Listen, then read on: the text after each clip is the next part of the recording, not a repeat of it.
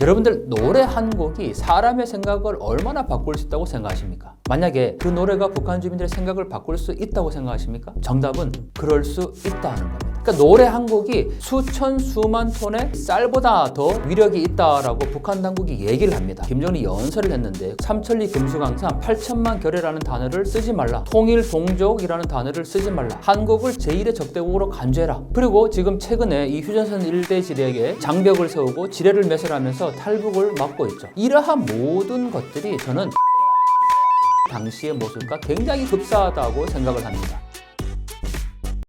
최근 북한 내에 반체제 세력인 세조선이라는 단체가 등장했다고 합니다. 대체 어떤 조직이며 어떻게 생겨난 건가요?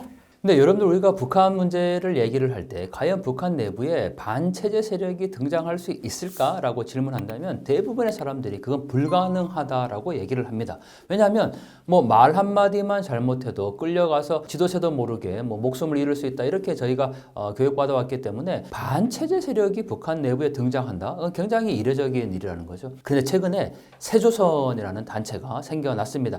이들은 일단 유튜브를 통해서 자신들의 이 존재의 목적에 대해서 알렸는데요. 자신들이 얘기하는 존재의 목적은 바로 북한 김씨 정권의 타도입니다. 명확하게 목표를 제시를 해놨고 또 더 나아가서 북한에서 어떤 새로운 정당까지 자기들이 꾸리겠다라고 주장을 하고 있죠. 그런데 이러한 세조선이라는 단체가 주목을 받았던 이유가 이 김일성 사적비에 이게 먹물을 뿌리는 영상을 통해서 이 유튜브에 공개를 하게 됐죠. 저희가 그것을 보면서 진위 여부가 뭐 굉장히 서로 상반된 평가입니다. 뭐 어떤 분들은 그게 조작됐다, 그리고 세조선의 실체가 없다라고 주장을 하는데 뭐 그런 주장의 근거를 보면 이 김일성 사적비가 너무 작다, 뭐 이렇게 이제 얘기를 하는데 그거는 결정적인 단서는 아닌 것 같습니다. 왜냐하면 제가 북중 국경에 가서 사진을 촬영한 거 보면 사적비라는 것은 김씨 일가가 이 혁명 활동, 뭐 예를 들면 일제강점기나 6.25 전쟁 당시나 이렇게 그 혁명 활동을 한 곳에는 반드시 비석을 세워놓고 거기를 이 성지로 관리를 하고 있습니다. 그런데 그 비석이 굉장히 큰 것도 있지만 뭐 예를 들면 뭐 여기에서 뭐 김정숙, 김일성의 부인이죠. 김정숙이 뭐 압록강 강을 건넜다라고 얘기하면 그 나루터에 큰 비석을 세워놓고 그 내용을 써놓습니다. 하지만 아주 작은 비석도 이렇게 세워놓는 경우가 있는데 이 세조선이 공개한 유튜브의 비석을 보면 딱 그 정도 크기거든요. 그래서 뭐 크기가 작아서 이게 조작됐다 이런 주장들은 사실 좀 신뢰성이 떨어지는 것 같고 저는 오히려 뭐 이러한 그 사적비에 지금 먹물을 뿌리고 있는 뭐 장면이라든지 그리고 또 이게 약간 외곽입니다. 왜냐하면 도심 한가운데에도 물론 이런 사적비가 있지만 앞서 시골 마을에 어디를 가도 조그마한 그 혁명에 대한 뭐 사적이나 이유가 있는 곳에는 반드시 사적비를 세우기 때문에 꼭 평양 시내나 도심에만 세우는 게 아니라는 거죠. 그래서 저는 그런 점에서 이게 뭐 조작이 됐다 이렇게 이제 볼 수 있는 가능성은 굉장히 낮다. 오히려 세조선이라는 단체가 유튜브에 지금 이렇게 표방했듯이 김씨 일가의 타도 그걸 위해서 이렇게 새롭게 조직된 하나의 북한 내부 조직이라고 볼 수가 있고 또 하나 우리가 주목해야 될 게 북한 당국이 주민들의 체제 선전을 위해서 선전하는 영상이 있습니다. 그런데 그 영상 자료에 보면 새로운 정당을 꾸린 사람을 처벌하는 장면이 나옵니다. 그러니까 저희가 생각할 때 아니 북한에서 어떤 반체제 정당을 만들었으면 그냥 지도새도 모르게 끌고 가서 처형시키면 돼요. 그런데 그거를 선전 영상 자료로 만들어서 북한 주민들을 모아놓고 교양을 시키고 있습니다. 그 얘기는 이러한 일을 하면 너희들도 반드시 처벌될 수밖에 없다라는 것을 지금 보여주고 있다라는 거죠. 그 얘기는 이러한 사례가 지금 한두 건이 아니라 북한 당국이 굉장히 심각하게 받아들일 만큼 이러한 그 반체제 활동들이 북한 내부에서 나타나고 있다라는 것을 오히려 보여주는 증거라는 거죠. 그래서 저는 이 북한 체제가 굉장히 흔들리고 있고 그냥 멈춰 있는 것이 결코 아니다. 왜냐하면 우리가 북한을 갈 수 없고 늘 북한 당국이 보여주는 그 언론의 모습들만 보니까 늘 우리가 생각하고 있는 북한은 그냥 딱 멈춰 있고 뭐 톱니바퀴처럼 뭐 명령체제가 잘 돌아가고 뭐 잘못하면 다 숙청 보내고 죽이고 이것만 생각하고 있는데 저는 북한 주민들이 지금 깨어나고 있고 그들을 통해서 북한 내부가 굉장히 흔들리고 있다 이러한 주장을 합니다. 북한 체제를 정면으로 반대하는 집단이 생겨났다는 건 그만큼 북한 내부의 결속력이 많이 약해졌다고 보이는데요. 현재 북한 주민들이 북한 체제와 김정은에 대해서 어떻게 생각하고 있나요? 우리가 북한 체제의 어떤 내구력이라고 보통 표현을 하는데 이 내구력을 평가할 때 김일성, 김정일 시대와 김정은 시대를 좀 구분할 필요가 있습니다. 보통 체제가 잘 굴러가기 위해서는 아니면 체제가 유지되기 위해서는 북한 주민들이 체제에 대한 어떤 정권의 충성도가 굉장히 높아야 되겠죠. 사상성의 결속이 잘 돼야 됩니다. 그런데 김일성, 김정일 시대 때는 그게 됐어요. 왜냐하면 내가 김일성, 김정일을 위해서 목숨을 바칠 수 있는 세대였어요. 그걸 북한에서는 총폭탄 세대라고 얘기를 하거나 일당 백 세대 이렇게 표현을 합니다. 즉 내 목숨을 바쳐서라도 김일성, 김정일을 사수해야 되겠다라는 그런 생각들이 있었고 그러한 사상성이 결집이 돼서 북한 체제가 어느 정도 굴러왔었죠. 그런데 이러한 균열의 요소가 언제부터 가기 시작하냐면 바로 고난의 행군 시기 때부터 이러한 균열이 조금씩 발생하기 시작합니다. 즉 북한 주민들이 자기가 살아가는데 조선노동당이 자기를 먹여 살린 게 아니라 장마당이라는 시장이 나를 먹여 살린다라는 것을 고난의 행군 때 목도하게 됩니다. 왜냐하면 자고 일어나면 먹을 게 없어서 죽을 수밖에 없잖아요. 그래도 사람들이 300만에 되는 사람들이 죽을 수밖에 없었던 이유는 그전까지 배급을 받았던 경험이 있기 때문입니다. 즉 내가 이렇게 있다 보면 당이 나를 먹여 살리겠지라는 그런 기대감이 있었던 거죠. 그런데 결론은 어떻게 됐습니까? 고난행군 때 300만의 사람이 아사한 겁니다. 북한 주민들이 깨닫기 시작한 거죠. 나를 살리는 거는 당이 아니라 조선노동당이 아니라 바로 나를 살리는 거는 나 자신이구나. 실제 북한의 주체사상이 바로 이 맥락이거든요. 모든 운명의 주인은 나 자신이고 그 길을 개척하는 것도 나 자신에게 있다 이렇게 얘기하지만 그 주체사상의 모순이 이미 있어요. 나 자신이 내가 주인이지만 반드시 거기에 하나가 전제가 되는 게 수령의 영도를 받아야 됩니다. 이 모순이잖아요. 이미 내 운명의 주인이 난데 나는 반드시 수령의 영도를 받아야 된다. 이게 주체상이 이미 모순인 거예요. 그런데 이 고난행군 때 보니까 실제로 수령이 나를 먹여 살리고 당이 나에게 배급을 준 게 아니라 장마당이 나를 먹여 살리게 된 거죠. 그리고 그때부터 조금씩 남한의 영상물이 북한에 유입되기 시작합니다. 즉 먹을 것이 없어서 최후의 선택으로 중국으로 넘어온 사람들이 먹는 문제를 해결하고 나서 다시 가족들에게 이제 돌아가야 되는데 먹는 식량만 갖고 들어간 게 아니라 남한의 영화나 드라마, 소식이 담긴 USB를 그때부터 조금씩 갖고 들어가기 시작한 겁니다. 그게 20년 동안 지금 이제 북한 내부에 확산이 됐고 더 본격적으로 추진된 건 2000년대 중반부터라고 할 수가 있죠. 이게 시장에서 돈이 되는 물건이 된 겁니다. 즉 이러한 정보가 이제 확산이 되면서 북한 내부에서 주민들이 명확하게 남한에 대해서 알기 시작을 했고 그게 북한 체제의 지금 결정적인 흔들리고 있는 하나의 동력으로 작동을 하게 된 거죠. 앞에서도 말씀해 주셨는데 남한 영상물이라든지 그런 게 이제 시장을 통해서 들어온다고 하는데요. 한류의 영향이 실제로 북한 주민들에게 어느 정도로 영향을 끼치는지 궁금합니다. 네, 한류. 사실 전 세계에서 K-팝을 비롯해서 한국 영화나 드라마의 인기는 우리가 생각할 상상을 초월합니다. 오죽하면 그 K-팝 하나 때문에 한국으로 가고 싶다라고 얘기하는 외국인들이 많을 정도죠. 그런데 그러한 한류의 바람이 북한이라고 예외는 아닙니다. 만약에 북한 체제가 잘 작동하고 이 체제가 계속 유지되기 위해서는 외부와 엄격히 단절하면 됩니다. 김일성, 김정일 시대 때는 그게 가능했어요. 외부로부터 들어오는 모든 정보를 다 차단을 했고 북한에서 그거를 모기장론이라고 얘기를 하는데 자본주의 황색 바람이 들어오는 것을 철저하게 막아라. 물론 지금도 그 주장을 하고 있습니다. 물론 조금은 이제 다른 차원이지만 김일성, 김정일 때는 이렇게 모기장론을 통해서 철저하게 막았는데 그 모기장에 이제 구멍이 뚫리기 시작한 거죠. 그래서 남한의 영화나 드라마, 남한의 노래가 이제 북한 주민들에게 전달이 된 겁니다. 그런데 여러분들 노래 한 곡이 사람의 생각을 얼마나 바꿀 수 있다고 생각하십니까? 만약에 한국 노래 한 곡이 북한 주민들에게 전달이 됐어요. 그 노래가 북한 주민들의 생각을 바꿀 수 있다고 생각하십니까? 사회주의 체제에서 완전히 우리가 얘기하는 빨간물이 든 사람들이 남한 노래 한 곡을 듣고 정말 이게 우리가 알고 있었던 이 북한 체제가 잘못된 거구나라고 경험할 수 있다고 여러분들 생각하십니까? 정답은 그럴 수 있다는 겁니다. 왜냐하면 북한에서 노래는 반드시 사상성을 담습니다. 김일성, 김정일, 김정은을 위해서 충성하자, 목숨을 바치자 이런 군가풍의 노래가 대부분의 노래들이고 만약에 느린 곡이라고 하더라도 장군님, 원수님을 위해서 내가 어떻게 목숨을 바쳐야 될까 이런 노래가 대부분의 가사의 내용입니다. 그런데 남한의 노래는 뭘 얘기합니까? 사람의 기본적인 감정을 얘기하잖아요. 사랑을 담고 있죠. 인간을 담고 있다는 겁니다. 그래서 북한 주민들이 남한 노래를 들으면 악감정이 녹았다 이렇게 표현을 하거든요.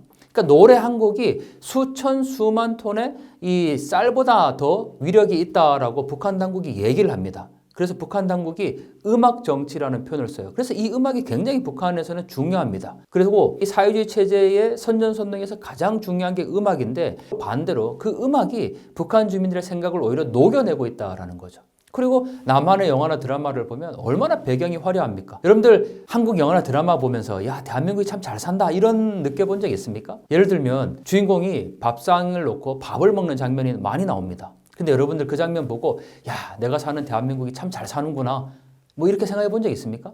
없죠. 왜냐하면 그냥 쌀밥에 여러 가지 반찬들이 나오는 건 우리에겐 너무 일상인 거예요. 그걸 보고 야, 난 정말 좋은 곳에 산다. 대한민국 참 잘 산다. 이렇게 생각하는 남한 사람은 없다라는 거죠. 하지만 북한 주민들은 다릅니다. 어릴 때부터 썩고 병든 자본주의, 심지어는 거지 노숙자가 많은 남조선이라고 그렇게 교육을 받았는데 어느 날 남한의 영화나 드라마를 보니까 대부분 뭐 못 사는 사람의 배경으로 나와도 먹는 문제가 다 해결된 거예요.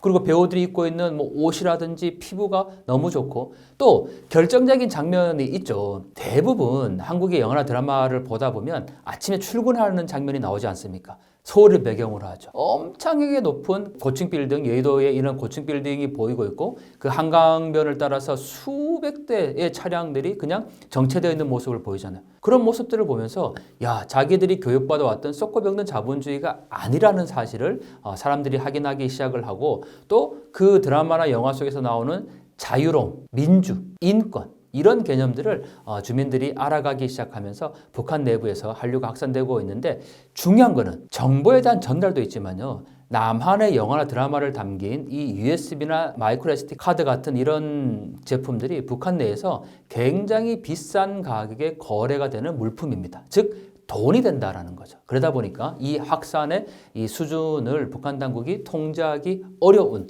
정도까지 왔다는 겁니다.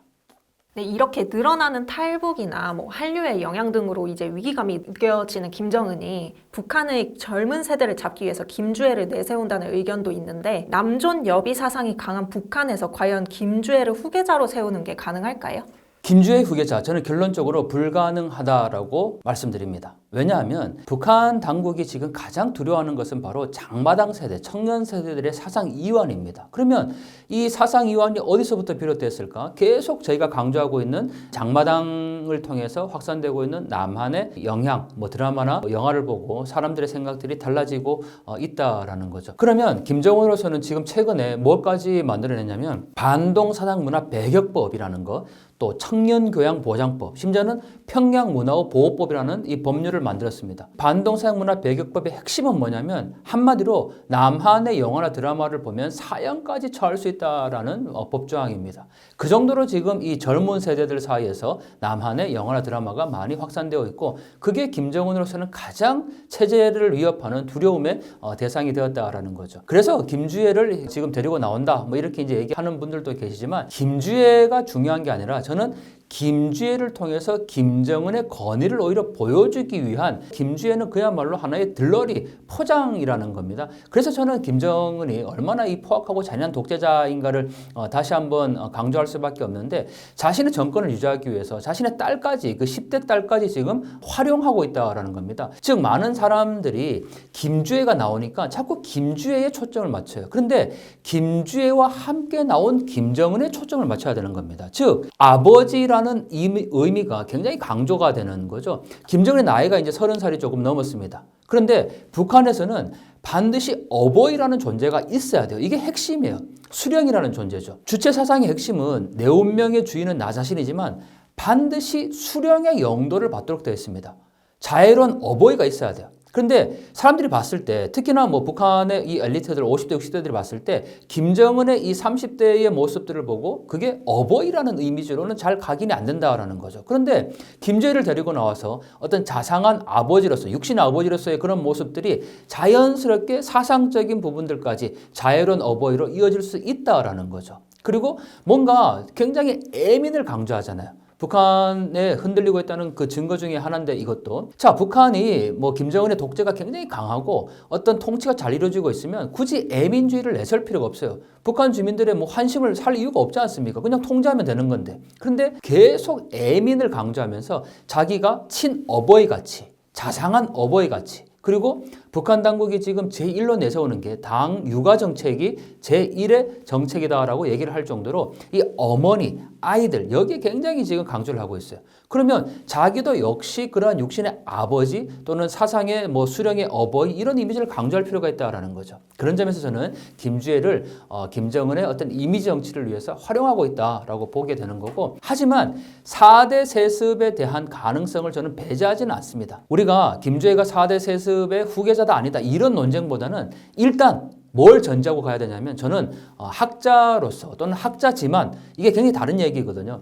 학자로서 객관성을 지켜야 된다라고도 얘기를 하지만 학자가 그럴 수 있냐라고 얘기하는데 저는 오히려 4대 세습은 안 된다라는 그런 가치의 부분도 학자로서 제시할 수 있어야 된다라고 생각을 합니다. 저는 4대 세습의 후계자로 김주애가 맞다 아니다 이런 학술적인 논쟁을 하기보다는 일단 4대 세습은 안 된다 이걸 전제하고 가야 돼요. 여러분들 북한의 4대 세습을 통해서 지금 이렇게 한반도가 계속 전쟁의 위협이나 또는 독재 정권 아래에서 그렇게 살아가는 북한 주민들을 그냥 두고 우리가 살아가야 됩니까? 4대 세습은 끊어야 됩니다. 전 세계 어디에도 이런 독재가 없어요. 이게 전제를 하고 나서 우리가 이 북한의 4대 세습 문제를 살펴봐야 되는데 김정은의 건강 이상설은 명확히 있습니다. 우리는 그거를 준비를 해야 됩니다. 왜냐하면 최근에 나오고 있는 이 북한의 김정은의 모습을 보면 혼자 거동하기조차 어렵습니다.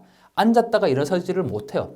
혼자 뭐 이렇게 계단을 내려가기도 어려운 모습들이 굉장히 지금 많이 포착이 되고 있습니다. 그런 점을 볼 때 김정은의 어떤 급사 이후에 벌어지는 상황에 대해서는 우리가 준비해야 되겠지만 우리가 이 김주애가 4대 세습의 후계자다 아니다 이런 조금 논쟁으로부터는 뭐 벗어날 필요가 있다는 거죠.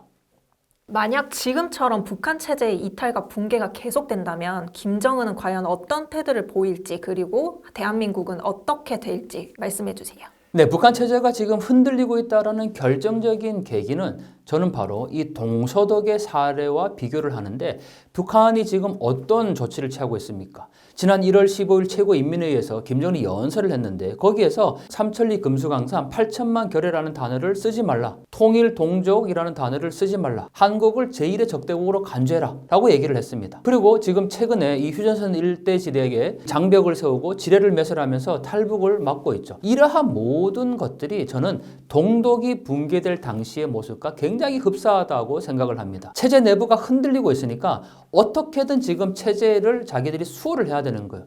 북한이 적화 통일의 그 야욕을 버리진 않았겠지만 이걸 전면으로 이제 내세우지는 않습니다. 오히려 이제 남한과 북한은 완전히 다른 국가, 개별 국가다. 우리 체제만 그냥 가겠다. 이렇게 김정은이 선포를 한 거거든요.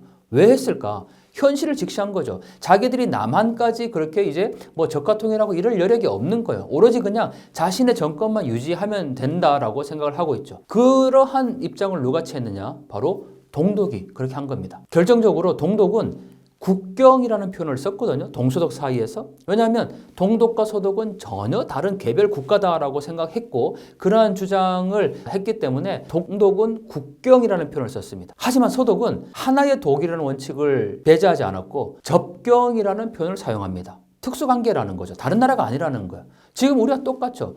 우리가 예전에 금강산이나 개성공단을 갈 때 우리는 입국, 출국이라는 단어를 쓰지 않고 입경, 출경이라는 단어를 썼습니다. 왜냐하면 같은 우리 나라라고 생각을 했고 또 그게 다른 개별 국가가 아니기 때문이죠. 근데 지금 북한은 어떤 모습입니까? 동독과 똑같이 남한과 북한을 완전히 다른 나라로 지금 설정을 하고 그 길을 가고 있다는 거죠. 저는 이러한 부분들이 바로 북한 체제가 흔들리고 있는 결정적인 모습이다라고 보고 있고 북한의 체제가 결코 오래 가지 않을 것이다 라는 명확한 생각을 갖고 있습니다. 자, 그래서 지금까지 이 북한이 붕괴된다라는 주장은 계속 이어져 왔습니다. 뭐 심지어 저도 이제 유튜브를 하는데 그 많은 분들이 댓글에 야, 북한이 붕괴된다는 얘기는 30년 전부터 들었다. 그래서 지금 또 그 얘기냐 뭐 이렇게 얘기하는데 그때와 지금은 명확히 다릅니다. 저는 북한의 붕괴나 또는 북한의 체제 내부의 변화가 정말 얼마 남지 않았다고 주장을 하고 있고 그게 과거와는 전혀 다른 개념이 지금은 북한 주민들이 외부 정부에 노출되었다는 사실입니다. 그리고 그 외부 정보에 노출된 북한 주민들의 이 인식을 김정은과 북한 당국이 의식하고 있다라는 거죠. 저는 그게 핵심이라고 봅니다. 결국 우리가 지금 뭘 해야 될까? 저는 지금 준비해야 된다고 생각합니다. 내일 당장 북한의 어떤 급변 사태가 나와도 그거 절대 이상한 게 아니에요. 왜냐하면 북한 주민들이 외부 세계에 대한 정보를 알기 시작을 했고 더 나아가서 비교하기 시작한 겁니다. 여러분들 다 같이 못 살면 결코 아무런 일이 일어나지 않아요. 그런데 북한 당국이 자기들이 사는 곳이 사회주의 지상낙원이었고 우리가 수령을 모시고 사는 것이 복이다라까지 그렇게 얘기했던 북한 주민들인데 어느 날 보니까 자기들은 정말 너무나도 열악한 상황에 살고 있고 남한은 너무 잘 살고 있는 거예요. 비교하게 준거가 생기게 된 거예요. 그래서 그러한 비교가 생겼기 때문에 북한 주민들의 체제 이탈률이 굉장히 높아질 수밖에 없는 거고 김정은은 그걸 너무 잘 알고 있죠. 그래서 계속 이렇게 지금 통제하고 감시의 강도를 높이고 있는데 저는 그러한 불만들이 반드시 표출될 수밖에 없다. 그래서 우리는 지금 준비해야 될 때입니다. 과거 30년 전에 북한이 붕괴한다라는 주장과 지금의 주장은 완전히 맥이 다릅니다. 그래서 우리가 어떻게 준비해야 될까? 저는 가장 먼저 우리 곁에 와 있는 탈북민들 인식의 전환이 필요합니다. 그들은 우리와 함께 살고 있는 대한민국의 국민이라는 점이죠. 저는 그들이 먼저 온 통일이다 이렇게 표현하는데 북한 체제와 남한 체제가 서로 각기 70년 이상을 다르게 살아왔기 때문에 분명히 다른 게 있어요. 그래서 우리가 이 먼저 온 탈북민들을 통해서 북한 주민들의 어떤 문화, 생각 이런 것들을 또 미리 알 수가 있고 또 정부 차원에서도 지금 당연히 북한 급변 사태에 대한 대응을 하고 있습니다. 뭐 대량 난민의 사태가 발생했을 때 어떻게 해야 될까 이런 부분도 우리 정부가 지금 다 대책을 마련하고 있는데 저는 우리 한 사람 한 사람이 북한에 대한 인식 그리고 그들을 받아들일 수 있는 어떤 마음 그리고 어떤 경제적인 상태 이런 것들을 준비하면 좋겠다. 하나만 좀 덧붙이면요. 많은 분들이 야 뭐 통일되거나 북한이 붕괴되면 모든 세금을 우리가 다 내야 되는 것 아닌가 이런 경제적인 우려를 하시는 분들이 계세요. 그런데 오히려 대한민국이 정말 솔직해지면 그러한 것들을 감당할 수 있는 충분한 경제적인 역량이 있습니다. 여러분들 지금 우리가 경제가 어렵다고 얘기했지만 여러분들 우리가 굶지는 않지 않습니까? 그리고 여러분 우리 너무 지금 잘 살고 있어요. 그걸 잘 인지를 못해요. 전 세계에서 대한민국만큼 지금 잘 사는 나라가 없어요. 이러한 경제적인 풍요로움을 갖고 있으면서도 자꾸 우리가 뭐 경제적으로 어렵다, 뭐 불황이다 이렇게 이제 얘기를 하고 있는데 그래서 북한에서 온 사람들까지 우리가 다 먹여 살려야 되나? 저는 그런 걱정 안 하셔도 된다고 봅니다. 탈북민들이 여기 오셔가지고 우리가 지금 그들을 먹여 살리는 게 아니라 그들도 동일하게 세금 내고 똑같이 우리가 살고 있습니다. 북한 주민들도 마찬가지로 경제적인 가치를 반드시 만들어낼 수 있고 더 나아가서 우리가 북한 주민들을 자꾸 돈, 경제 뭐 이런 걸로만 생각하잖아요. 통일이 되면 북한이 지하자원 캐서 뭐 그걸 가지고 대한민국이 잘 살 수 있다 이렇게 얘기하는데 저는 오히려 그런 부분들보다는 사람이기 때문에 그들도 우리와 똑같이 자유민주주의와 인권과 경제적인 풍요로움을 함께 누릴 수 있어야 된다는 거 그게 저는 통일의 이유이고 지금을 바로 준비해야 될 때라고 생각합니다. 때가 저는 가까웠다고 주장합니다.